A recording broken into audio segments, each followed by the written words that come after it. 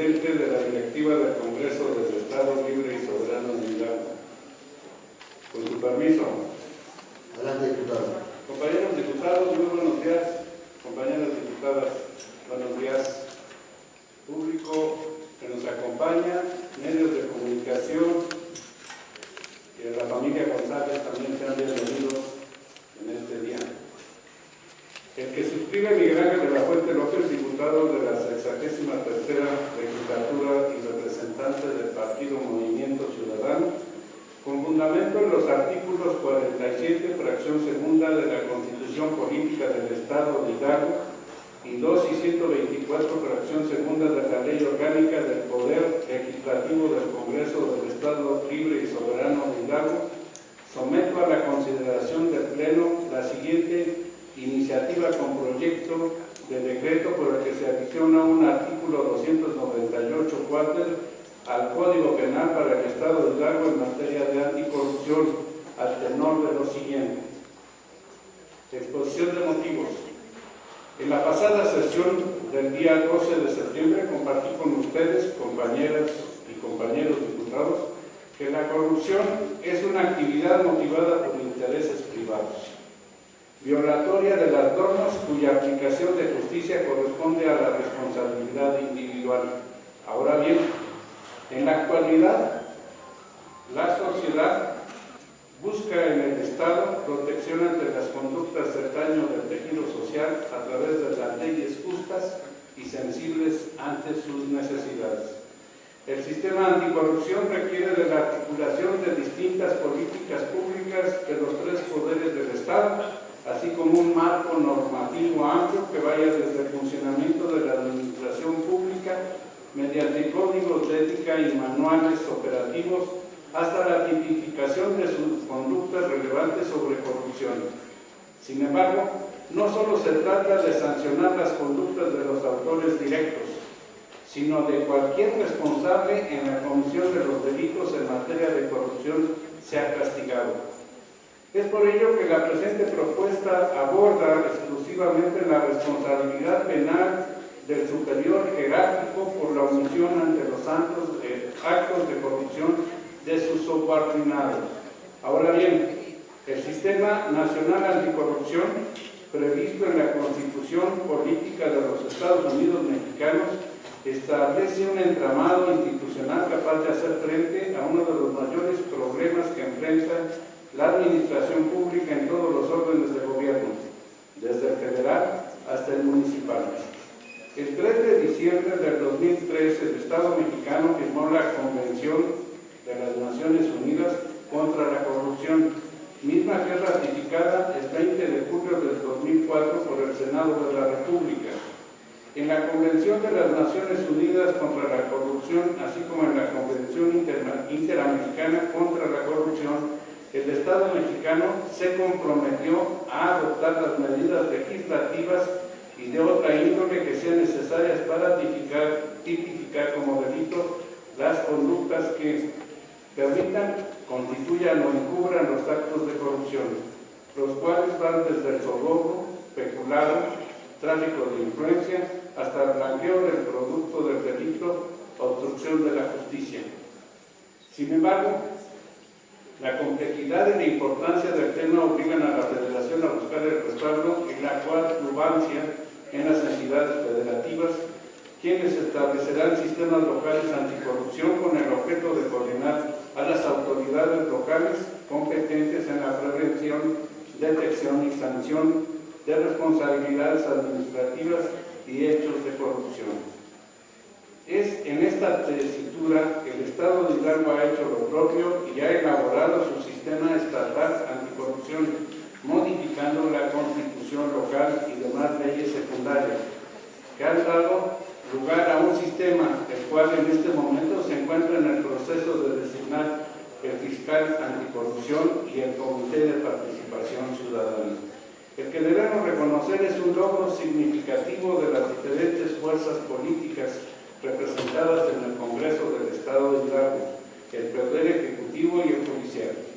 Sin lugar a dudas, el sistema estatal anticorrupción debe ser sensible al proceso de democratización que representa, pues, deviene en una entidad moral con el ejercicio de la autoridad pública como un deber. En este sentido, la figura del representante público representa un deber que limita su rango de actuación por las normas y los mecanismos institucionales para la rendición de cuentas, así como las sanciones por su incumplimiento.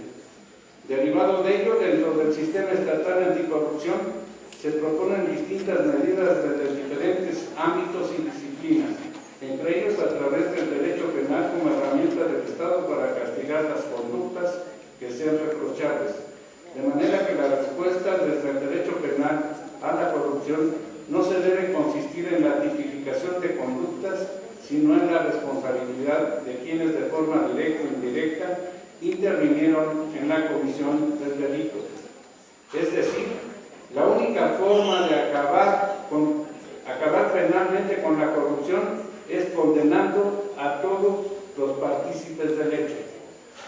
Partiendo de la premisa que la administración pública es una organización jerarquizada en cuyas esferas superiores normalmente se colocan los representantes electos directamente y desde esta posición designan a sus colaboradores de arriba hacia abajo, es decir, del superior al inferior, existe una cadena de mando y una responsabilidad directa del superior sobre la conducta de sus inferiores, pues tal y como la ley le concede, es una facultad discrecional que le permite al superior trabajar con quienes considere que sean expertos en determinadas materias que pueden brindar un mejor servicio, y al mismo tiempo los dota de toda facultad para removerlos a voluntad de hecho. Los subordinados se convierten en representaciones o extensiones de sus superiores en el ejercicio de la función pública, pero solo en sentido positivo. En otras palabras, los subordinados son personalmente responsables de las conductas reprochables que cada uno cometa e incluso de las que el propio superior realizó, deslindando así al superior de cualquier responsabilidad. En esta tesitura hay que reconocer la relevancia de la relación entre superior e inferior, pues en muchas ocasiones, como recientemente se ha expuesto a nivel nacional, las detenciones de funcionarios de distintos gobiernos locales, quienes imputan directamente a exgobernadores, han sido la única fórmula de que el Estado mexicano encontrado para imputar a los superiores con responsabilidades que a la postre seguramente quedarán impunes, pues no están establecidas expresamente en la legislación.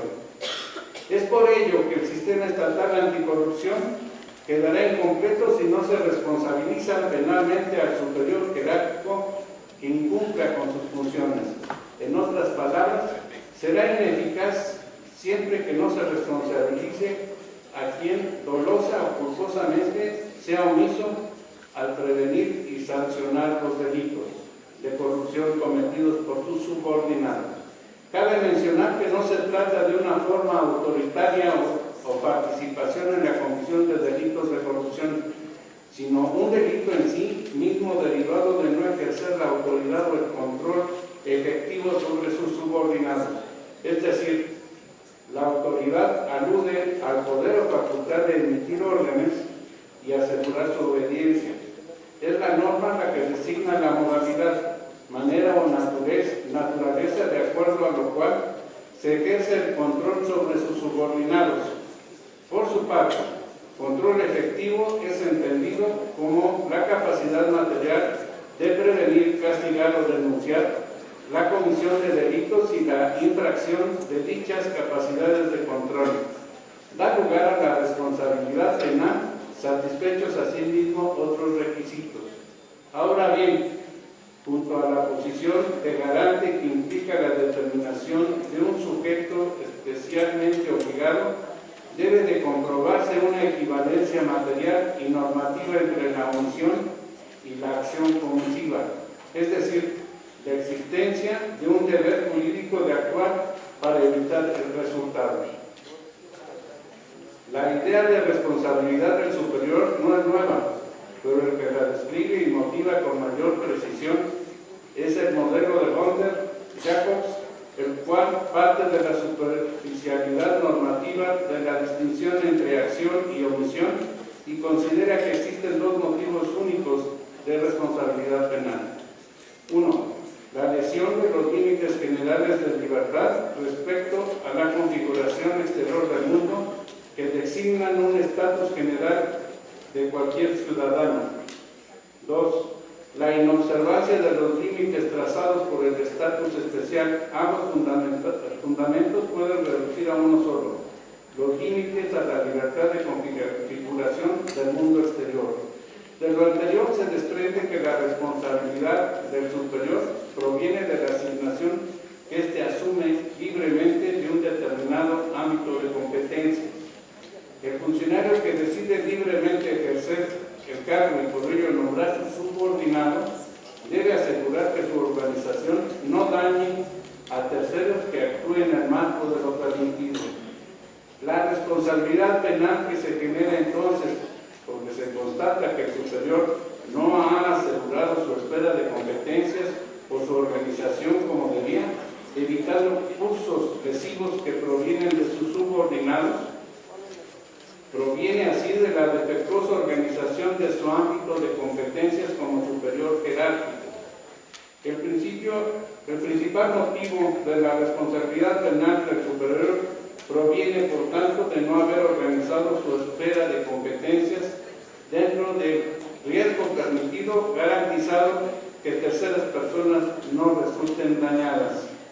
En el caso que nos ocupa, la responsabilidad del funcionario que libremente designa a sus subalternos lo coloca como un titular de la organización. Por lo tanto, sus subalternos son continuaciones de sí mismo.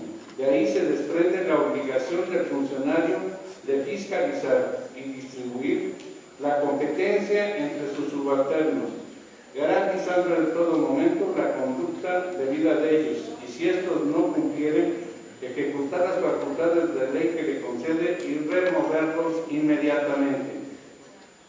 Una vez resuelta la motivación de responsabilidad del superior y su deber de autoridad sobre sus subordinados, como en cualquier otro tipo penal, se tiene que establecer el nexo casual entre la falta de control y la comisión de los crímenes. Dicho nexo casual se desprende de la falta de autoridad o de control efectivo sobre sus subordinados. Así, por control efectivo se entiende la capacidad material de prevenir, reprimir o denunciar los hechos ante las autoridades competentes, de modo que la infracción del superior de su deber de controlar adecuadamente a sus subordinados permite a un escenario de incumplimiento de dichos deberes de prevención, represión o denuncia. Así, partiendo de la premisa que la corrupción se encuentra generalizada y en muchos casos encubierta por el sistema político y social en México y en el mundo, existe un riesgo de que cualquier funcionario, del nivel que sea, pueda corromperse o delinquir. Ahora bien, cuando el superior es omiso al fiscalizar la conducta de sus subordinados, aumenta el riesgo de que estos se corrompan y tácitamente pareciera que concede la autorización para hacerlo. En palabras de Jacobs, el derecho penal moderno no toma como punto de referencia movimientos corporales de individuos o la ausencia de los mismos, sino el significado del comportamiento de las personas, con lo cual la diferenciación entre movimiento y no movimiento es solamente técnica. El concepto penal clave es el deber, y la distinción entre acción y omisión afecta a una cuestión secundaria: la configuración de la sociedad cristalizada en instituciones, por lo que se pasa a una posición solamente negativa o a la basada en estatus positivo. Es por ello que no habrá una medida más eficaz para prevenir y erradicar la corrupción que responsabilizar a los superiores por su omisión para prevenir y sancionar las conductas de sus subordinados en el ámbito de su competencia. Imaginémonos al funcionario que tolere que sus subordinados se corrompan mientras esto le permita trabajar en la oficina.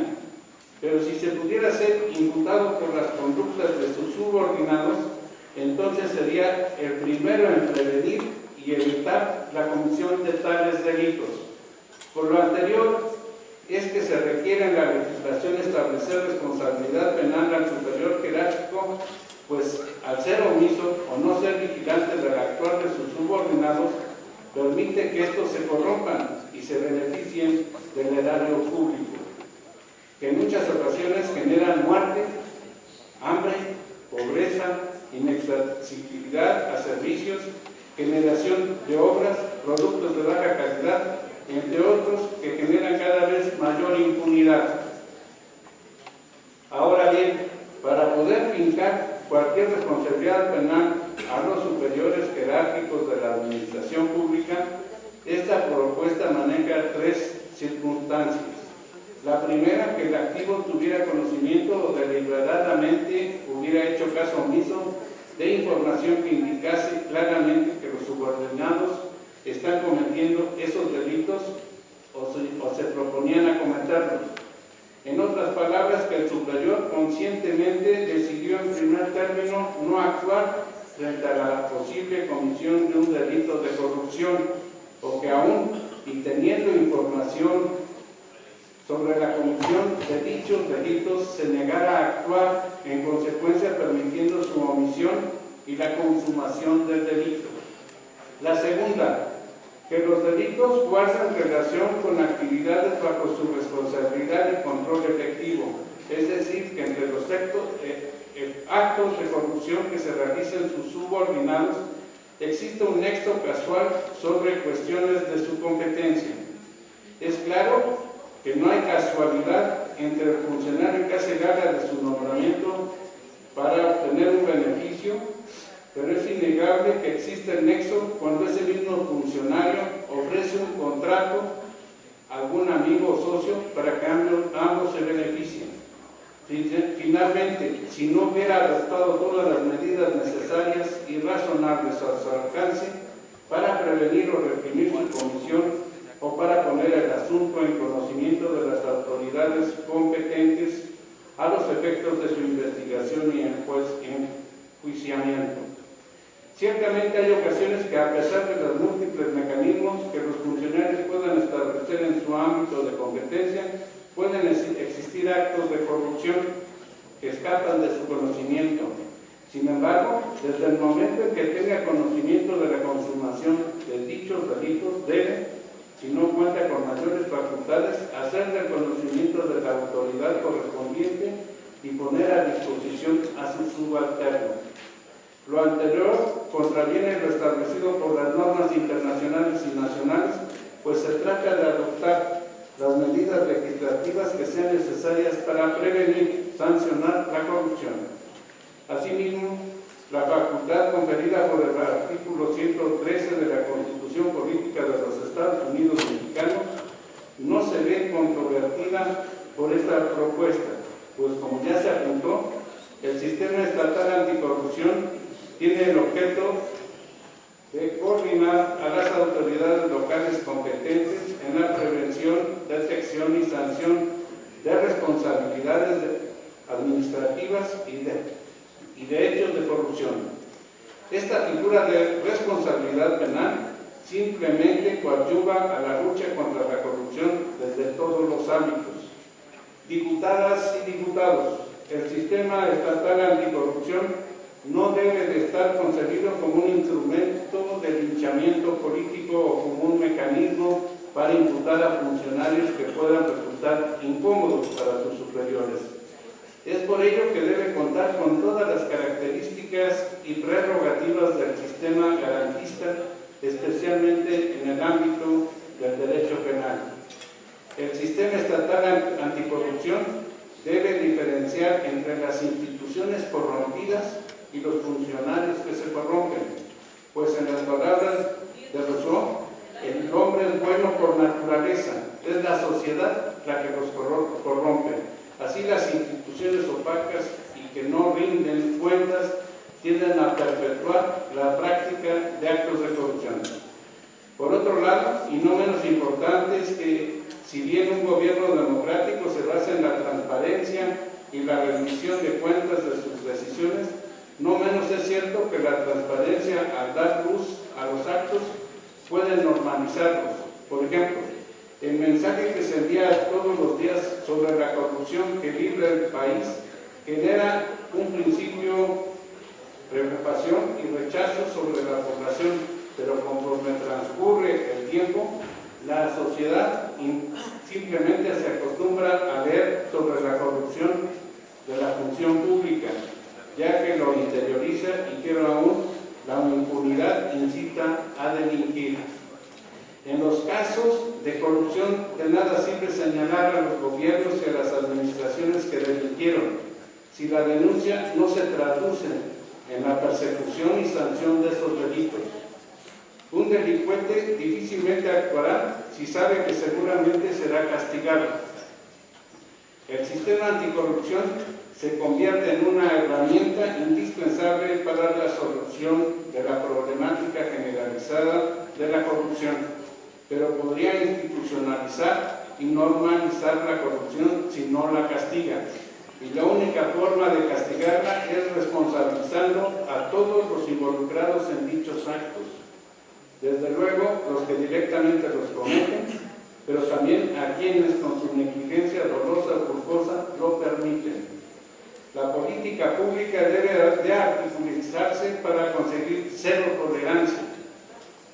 Es ahora, 13 años después de que el Estado mexicano se responsabilice de los compromisos adquiridos, unificando las diferentes acciones en materia de transparencia, fiscalización y rendición de cuentas, en conjunto con el derecho penal. Reconocemos que en nuestra entidad ya hay grandes avances. Incluso se llevan procesos penales contra algunos servidores públicos de la administración anterior. Sin embargo, la presente propuesta y las demás aprobadas en el mes de julio del presente año no podrán usarse en contra de estos mal llamados servidores públicos que se preocuparon por su bienestar en detrimento de la sociedad. Por esta razón, en Movimiento Ciudadano creemos que todo sistema es susceptible de perfeccionarse, más cuando se trata de proteger a la mayoría de la sociedad. En este día yo quiero decirles que esta iniciativa es una muestra de participación ciudadana de parte de un alumno de excelencia de la Universidad Autónoma del Estado de Hidalgo, que hizo movilidad internacional, hizo su maestría en Derecho Penal en la Universidad Autónoma del Estado y se encuentra realizando el doctorado en Derecho Penal Internacional en Alemania. Muchísimas gracias, maestro Rodolfo González. Muchas gracias.